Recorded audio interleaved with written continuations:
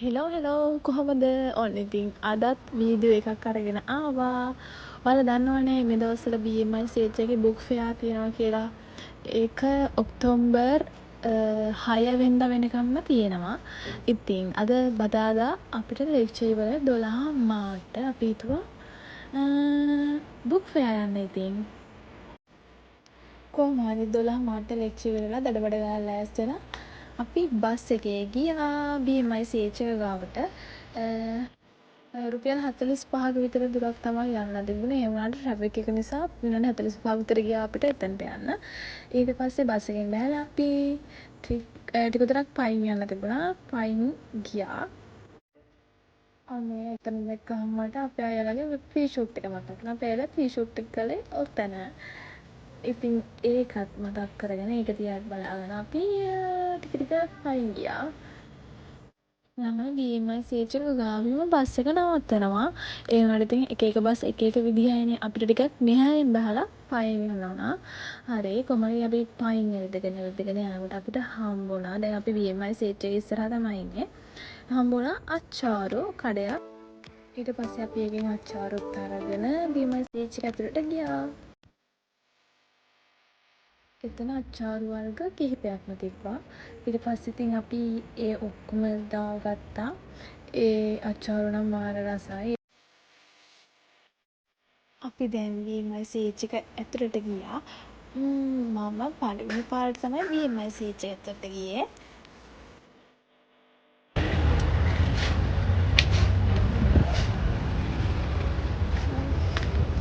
මම එතන පික්මි තියෙනවා. පික්මි මේ ඔය අයියා කෙනෙක් අපිට කියන්නේ මේ අර වාහනේ යන්න පුළුවන් කියලා. මේ අපිට ඒක ගියේ නැහැ. අපි පයින්ම ගියා.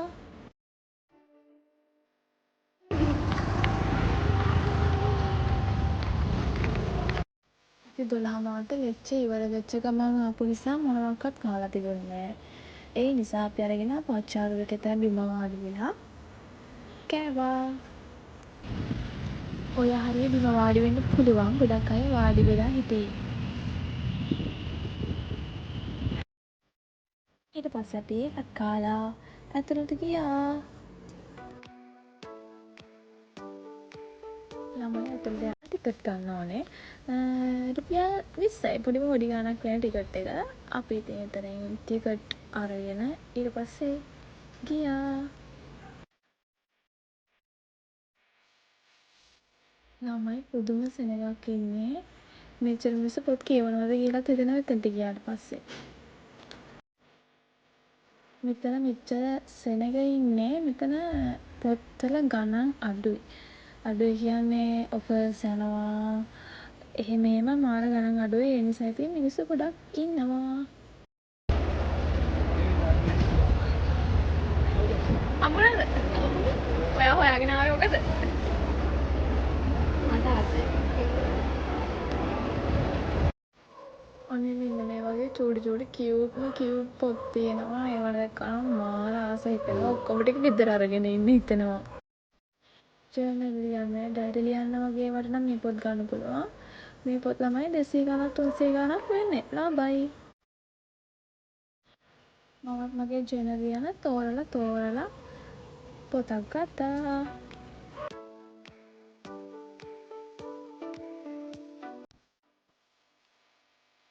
මං ගත්තේ ළමයි මෙන්න මේ පොත. ඒක නිකන් අමුතු වයිබ් එකක් තියෙනවා. ඒ නිසා මම ඉතින් ඒක ගත්තා. මගේ හිත ඒකට ගියා.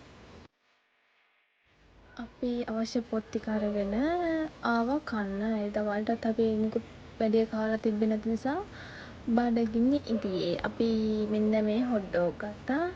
මේ මෙතන ඉඳපු අක්කා කිව්වා මෙන්න මේ අයියවත් වීඩියෝ කරගන්න කියලා. ඉතින් මං යවත් වීඩියෝ කරගත්තා. අන්න අරවත් පොඩ්ඩක් වීඩියෝ කරමු. මාර මොනෝ ඒවා අපිට වාඩි වෙන තැනකුත් නැහැ. ඊට පස්සේ මාර්ම සෙනග ඉදියේ. අපි ඊට පස්සේ නැගිටලා මේ ටික කෑවා. හරි ඊට පස්සේ අපි කාලා බීලා ඉතින් ආයෙත් පොත් වගයක් බලන්න ඇතුළට ගියා.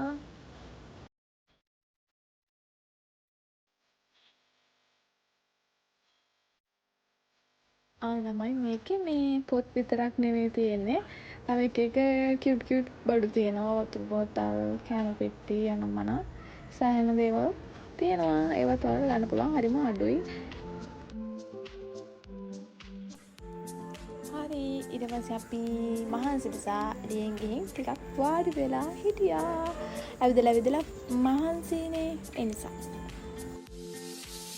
හරි ඊට පස්සේ අපි ටිකක් වාඩි වෙලා ඉඳලා ආවා. මොකද අපි හොස්ටල් එකට එන්න ඕනේ 6 වෙන්න කලින්. අපි 3 මාට විතර එහෙන් ආවා. ළමයි ඒ ඇතුලේ සෑහෙන කඩචෝරු කඩවල තියෙනවා. අපි මං හිතන්නේ පොත් ගතට වඩා කෑම තමයි ගොඩක් කෑවේ. ඊට පස්සේ අපි එනකොට අපිට අයිස් කන්න ආස හිතුණා. ඊට පස්සේ අපි අයිසුත් අරගෙන ඒවත් කකා එළියට ගියා.